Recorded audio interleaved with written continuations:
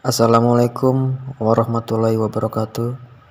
Kembali lagi di channel Kisah Misteri, channelnya Kumpulan Misteri. Di video kali ini saya akan menceritakan kisah Nyi Blorong, Ratu Pantai Selatan dengan salah satu pemujanya yang bernama Surya. Surya memuja Nyi Blorong karena ingin kaya. Dengan jalan pintas, inilah dia mencoba untuk mencari keberuntungan. Sebelum masuk ke ceritanya, jangan lupa klik like, subscribe, dan nyalakan loncengnya agar channel ini terus berkembang.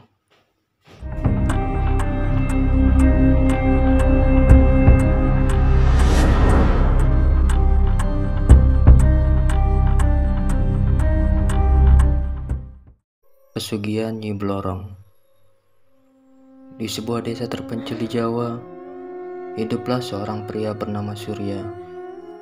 Ia adalah seorang pengusaha yang dulunya hidup dalam kesulitan.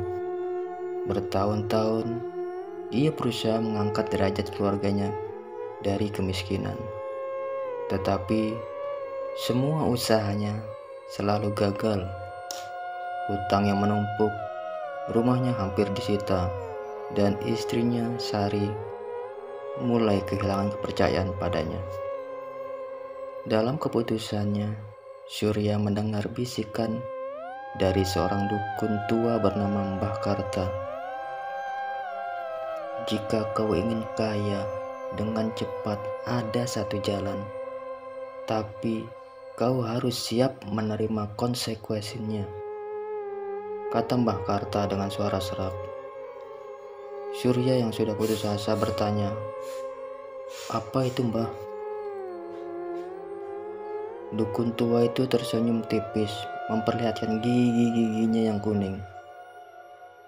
"Pesugihan Nyi Blorong, jika kau berani, kau bisa mendapatkan kekayaan melimpah. Tapi ingat, setiap keberuntungan ada harganya." Awalnya Surya ragu. Ia pernah mendengar tentang Nyi Blorong, ratu siluman ular yang konon bisa memberikan kekayaan instan. Namun, ia juga tahu bahwa setiap orang yang meminta bantuan kepadanya harus siap memberikan tumbal manusia sebagai gantinya. Namun dorongan itu keluar dari kemiskinan lebih besar dari rasa takutnya. Ia akhirnya setuju dan mengikuti ritual yang diberikan oleh Mbah Karta. Perjanjian dengan Nyi Blorong.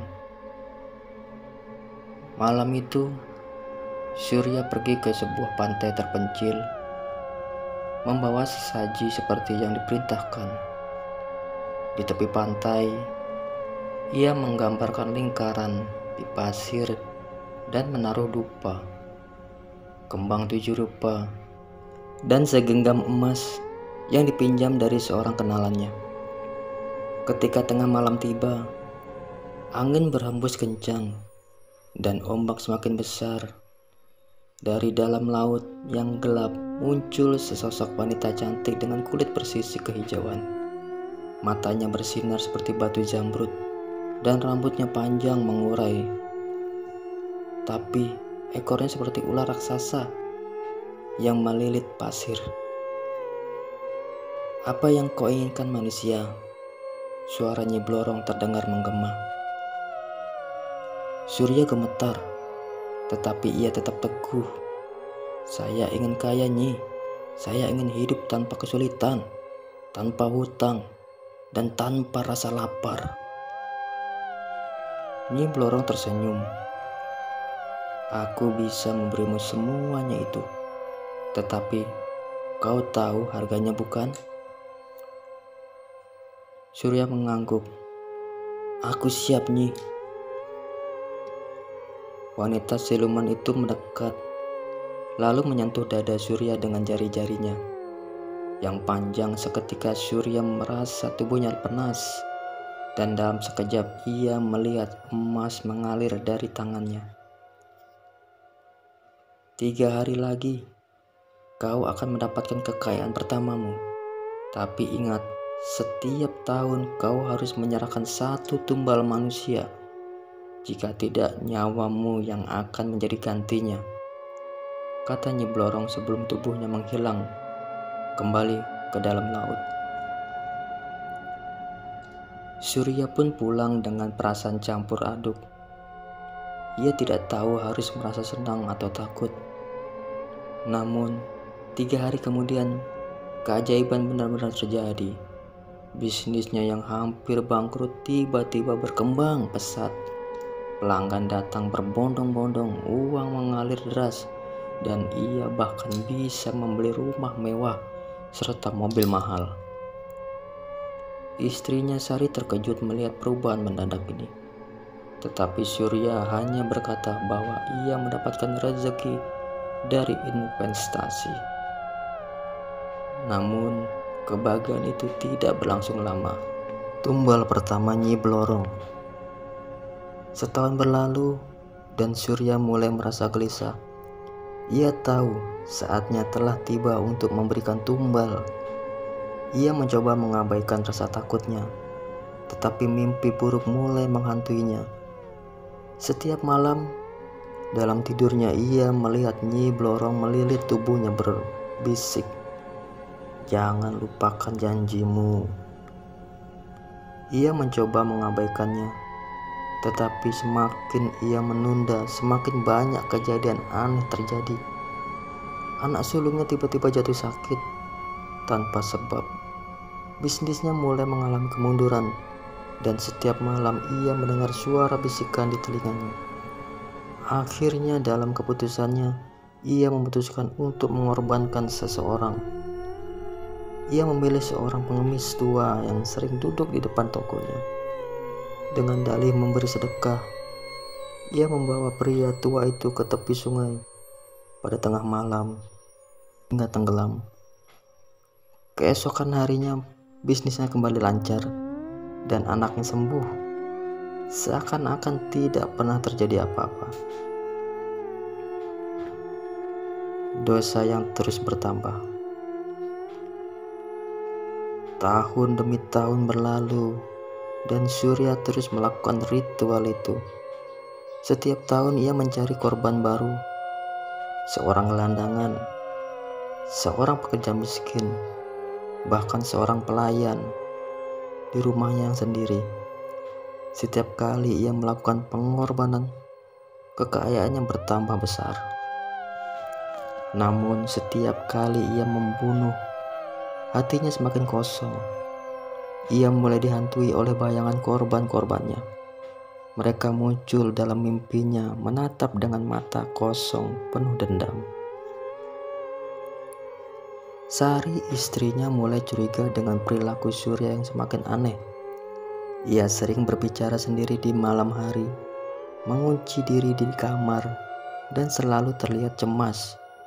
Hingga suatu malam, Sari diam-diam mengikutinya saat Surya pergi ke pantai. Ia terkejut melihat suaminya berlutut di hadapan seorang wanita ular yang mengerikan. Dengan mata kepala sendiri, ia melihat Surya menyerahkan seseorang pria muda yang terikat. Sari menjerit, tetapi Surya tidak mendengar. Akhir yang mengerikan. Setelah malam itu, Sari tidak bisa diam saja. Ia mencari Mbah Karta, tetapi orang tua itu telah meninggal beberapa tahun sebelumnya. Tak ada lagi yang bisa membantunya. Pada malam berikutnya, Surya kembali ke pantai untuk melakukan ritualnya. Namun kali ini berbeda. Saat ia hendak melempar korban berikutnya ke laut, tiba-tiba ombak besar datang dan menyeretnya ke dalam air. Ia berusaha berteriak, tetapi tubuhnya terasa berat. Ia merasakan sesuatu yang licin dan bersisik melilit di tubuhnya. Dari dalam kegelapan muncul wajah Nyi Blorong yang tersenyum sinis. "Kau lupa, Surya, pesugihan ini bukan hanya tentang menerima, pada akhirnya kau juga harus membayar dengan nyawamu. Surya menjerit, tetapi dalam sekejap tubuhnya menghilang ke dalam laut. Keesokan harinya warga desa menemukannya, jejak darah di pantai, tetapi tidak ada tanda-tanda keberadaan Surya. Rumah mewahnya terbengkalai, bisnisnya bangkrut dan keluarganya pun meninggalkan desa. Orang-orang percaya bahwa Surya telah dibawa oleh Nyi Blorong sebagai pembayaran terakhir atas semua kekayaannya. Sejak saat itu, setiap malam bulan purnama, beberapa orang mengaku masih melihat bayangan seseorang pria berdiri di tepi pantai, menatap laut dengan mata kosong, seakan menyesali perjanjiannya yang tidak bisa dibatalkan. Demikianlah sebuah cerita tentang pesugihan Nyi Blorong. Dalam kisah ini kita bisa mengambil hikmah dan cerita tersebut, bahwasanya mengambil jalan pintas untuk sukses dan kaya bukan karena bersekutu dengan jin, melainkan dengan cara bekerja keras, ikhtiar dan bersyukur apa yang telah kita miliki. Jangan lupa klik like, subscribe dan nyalakan loncengnya agar kami bisa memberikan cerita misteri selanjutnya. Akhir kata, assalamualaikum warahmatullahi wabarakatuh.